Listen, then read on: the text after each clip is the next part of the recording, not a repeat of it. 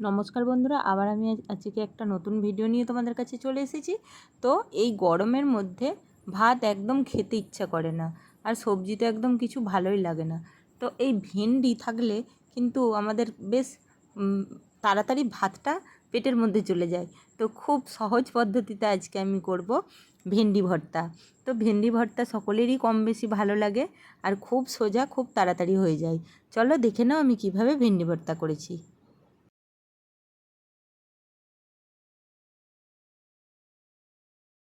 আমি এই যেভাবে ভেন্ডি ভর্তা করি সেইভাবেই তোমাদেরকে আজকে আমি দেখিয়ে দিচ্ছি। খুব সহজ, খুব তাড়াতাড়ি হয়ে যায়। সবজি বানানোর না ইচ্ছে থাকলে খুব তাড়াতাড়ি এইভাবে ভেন্ডির ভর্তা করে খেও, শরীরের জন্যও উপকার, আর তাড়াতাড়ি ভাতও খাওয়া হয়ে যাবে, তাড়াতাড়ি রান্নাটাও হয়ে যাবে। তো আমি এখানে কিছু ভেন্ডিকে জলে ধুয়ে নিয়েছি, আর ভেন্ডিগুলো অবশ্যই নরম কি না সেটা এই পেছন দিকটা ভেঙে ভেঙে একটু দেখে নেবে। তো আমি তোমাদেরকে দেখিয়েই দিলাম পেছন দিকটা ভেঙে ভেঙে। তো ভেন্ডিগুলো প্রচুর নরম, আর ভেন্ডি ভর্তা করার জন্য এরকম নরম নরম ছোট্ট ছোট্ট ভেন্ডিরই দরকার হয়। আর ভাবছো তো ভেন্ডিগুলো আমি কেন কেটে নিচ্ছি? হ্যাঁ, ভেন্ডিগুলো কেটে নেওয়ার একটাই কারণ, ভেতরে পোকা থাকতে পারে, সেই কারণে আমি ভেন্ডিগুলোকে একটু দু টুকরো করে কেটে নিলাম। আর খুবই নরম নরম ভেন্ডি, এরকম নরম ভেন্ডি দিয়েই অবশ্যই ভেন্ডি ভর্তা করো, না হলে কিন্তু ভালো লাগবে না ভেন্ডি ভর্তাটা। একটু বিচে বেশি হয়ে গেলে একদমই ভালো লাগে না। তো এরকম নরম ভেন্ডিগুলো আমি জলের মধ্যে ধুয়ে নিয়েছিলাম, ধুয়ে নিয়ে কেটে নিলাম দু টুকরো করে। তারপর একটা পাত্রের মধ্যে একটু জল দিয়ে ভেন্ডিগুলো দিয়ে দিলাম, আর দিয়ে দিলাম পরিমাণ মতো একটু লবণ, আর একটু একবারে অল্প সামান্য হলুদের গুঁড়ো দিয়ে আমি গ্যাসের মধ্যে বসিয়ে দিলাম। আর গ্যাসের চুলাটা একদম হালকা করে দেব, খুব বেশি হাই দেব না, কেন কি এইটা আস্তে আস্তে যত সেদ্ধ হবে তত ভালো, তত সুন্দর সেদ্ধ হবে। বেশি জোরে দিয়ে দিলে ভালো সেদ্ধ হবে না, অতটা ভালো হয় না। তো আমি আস্তে আস্তে এগুলো সেদ্ধ করতে বসিয়ে দিয়েছি। এদিকে দেখো ফুটতেও আরম্ভ হয়ে গেছে।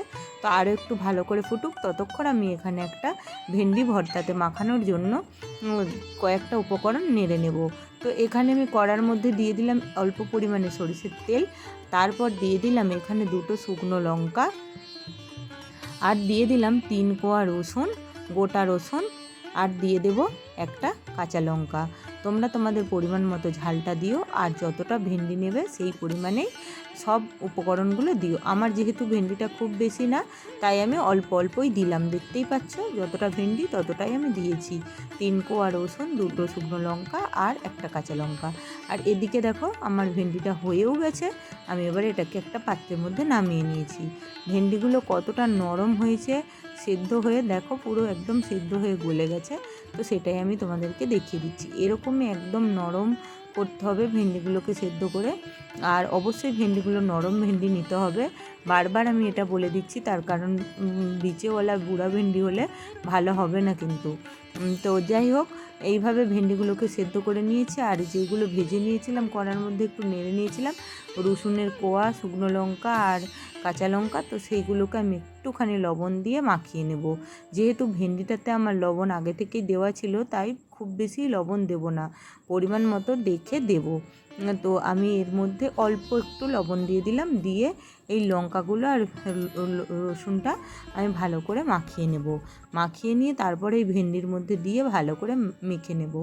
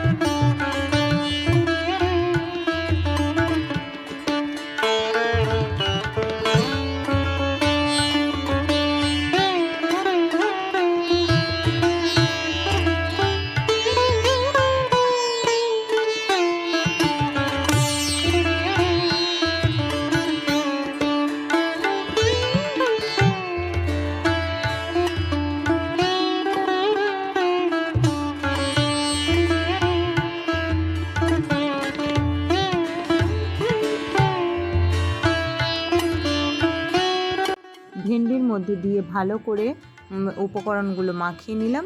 আর এই ভেন্ডিটার স্বাদ এত ভালো হয়, এত ভালো খেতে হয়, তোমরা অবশ্যই বানিয়ে খেয়ে দেখো। আর ভেন্ডি ভর্তায় এই সরষের তেল না দিলে একদমই জমে না, তো আমি একটু সরষের তেল দিয়ে দিলাম।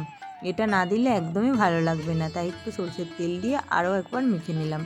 এই ভেন্ডি ভর্তা থাকলে আর কিচ্ছু লাগবে না, এক থালা ভাত অনায়াসে চলে যাবে।